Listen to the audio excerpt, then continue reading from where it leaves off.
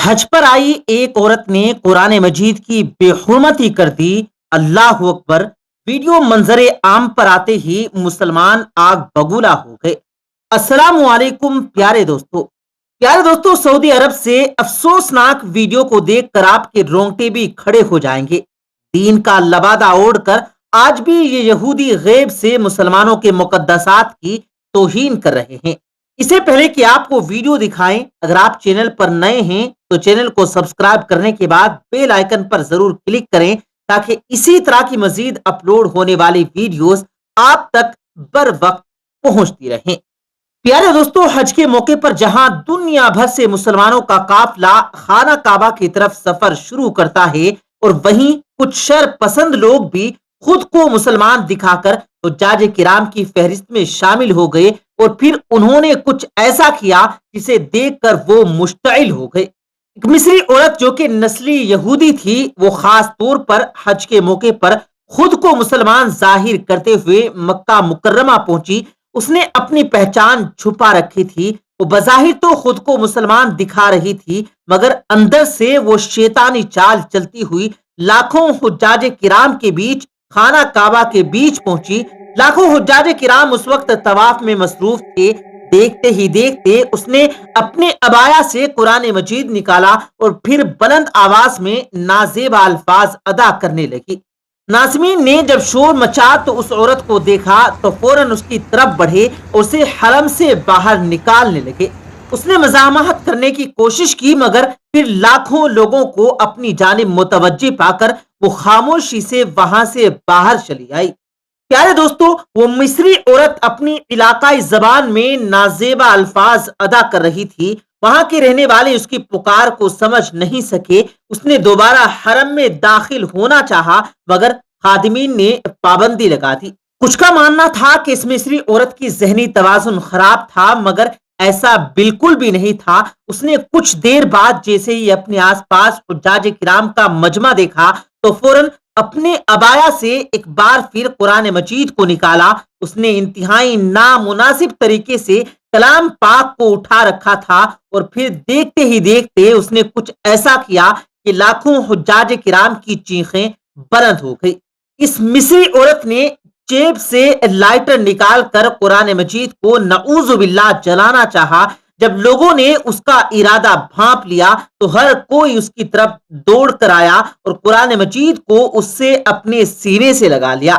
حج پر آئی عورت نے اس عورت کو مارنا پیٹنا شروع کر دیا۔ وہ مصری زبان میں نہ جانے کیا کیا اول فول بک رہی تھی۔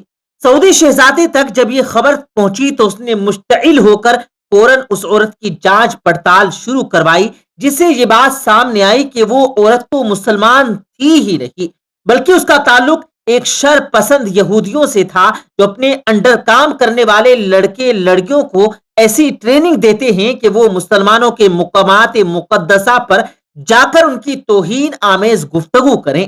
اگر ایسا کرنے پر ان کا قتل بھی کر دیا جائے تو ان کا ماننا ہے کہ مرنے کے بعد ان کا خدا ان کے لیے بے تحاشا تحفے کا انتظام کرے گا۔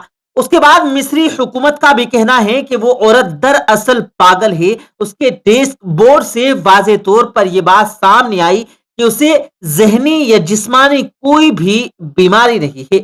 بس اللہ تعالیٰ ایسے لوگوں کو نیست و نابود فرمائے، آمین یا رب العالمین۔ پیارے دوستو، حضرت انس رضی اللہ تعالی عنہ سے روایت ہے کہ حضور نبی اکرم صلی اللہ علیہ وآلہ وسلم نے ارشاد فرمایا، وہ مومن بندہ جو تلاوت قرآن کرتا ہے، اس کی مثال مالٹا کی طرح عرب کے ایک لذیذ پھل کی سی ہے کہ اس کی خوشبو بھی خوش کن اور مزہ بھی اچھا ہوتا ہے، اور وہ بندہ جو قرآن نہیں پڑھتا، اس کی مثال سوکھے کھجور چھوارے کی طرح ہے، جس میں خوشبو تو نہیں ہوتی لیکن ذائقہ میٹھا ہوتا ہے۔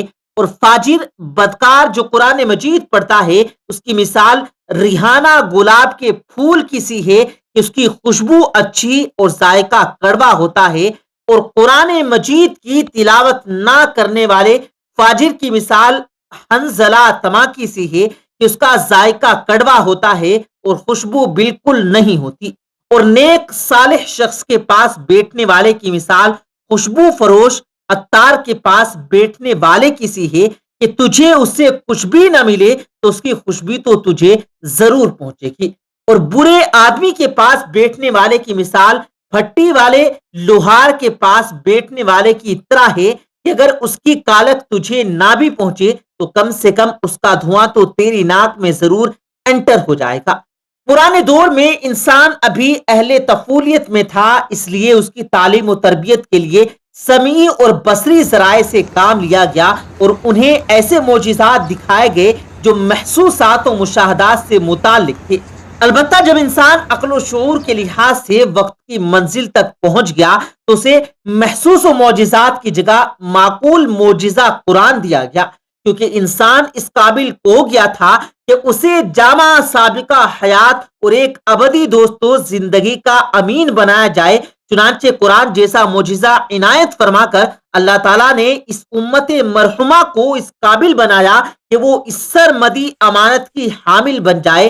اس نعمت الہی کی معرفت، اس کی قدر دانی کی واحد صورت یہ ہے کہ کلام اللہ کو حتی الامکان سمجھا اور سمجھایا جائے۔ فضائل قرآن بزبان قرآن مجید سے خود قرآن کی فضیلت سے متعلق چند منتخب آیات پیش خدمت ہیں۔ وہ تحقیق تمہارے پاس اللہ کی طرف سے نور اور روشن کتاب آ چکی ہے، جس کے ذریعے اللہ ان لوگوں کو امن و سلامتی کی راہیں دکھاتا ہے جو اس کی رضا کے طالب ہیں، اور اپنے علم سے انہیں ظلمتوں سے نکال کر روشنی کی طرف لاتا ہے اور انہیں راہ راست کی رہنمائی فرماتا ہے۔ سورہ مائدہ سورہ بنی اسرائیل میں ہے۔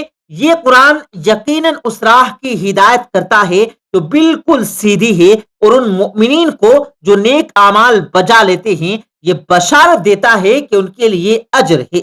حضرت عثمان بن عفان سے روایت ہے کہ حضور نبی کریم صلی اللہ علیہ وآلہ وسلم نے فرمایا، تم میں سے بہتر وہ شخص ہے جو قرآن مجید سیکھے اور سکھائے۔ ایک اور روایت میں انہی سے مروی ہے کہ حضور صلی اللہ علیہ وآلہ وسلم نے فرمایا، بے شک تم میں سے افضل شخص وہ ہے جو قرآن سیکھے اور سکھائے۔ حضرت سعد بن ابی وقاص رضی اللہ تعالی عنہ روایت کرتے ہیں کہ رسول کریم صلی اللہ علیہ وآلہ وسلم نے فرمایا، تم میں سے بہترین وہ ہے جو قرآن مجید سیکھے اور سکھائے۔ عاصم کہتے ہیں کہ مصعب نے میرا ہاتھ پکڑ کر مجھے اس اعلیٰ مقام پر بٹھایا کہ میں اسے قرآن پڑھاؤں۔ حضرت عائشہ صدیقہ رضی اللہ تعالی عنہا روایت فرماتی ہیں کہ حضور صلی اللہ علیہ وآلہ وسلم نے فرمایا، قرآن مجید کا ماہر و معزز اور محترم فرشتوں اور معظم و مکرم انبیاء علیہ الصلوۃ والسلام کے ساتھ ہوگا، اور وہ شخص جو قرآن پڑھتا ہو لیکن اس میں اٹکتا ہو اور اس کا پڑھنا اس پر کن ذہن یا موٹی ذہن کی وجہ سے مشکل ہو، اس کے لیے بھی 2 گنا اجر ہے۔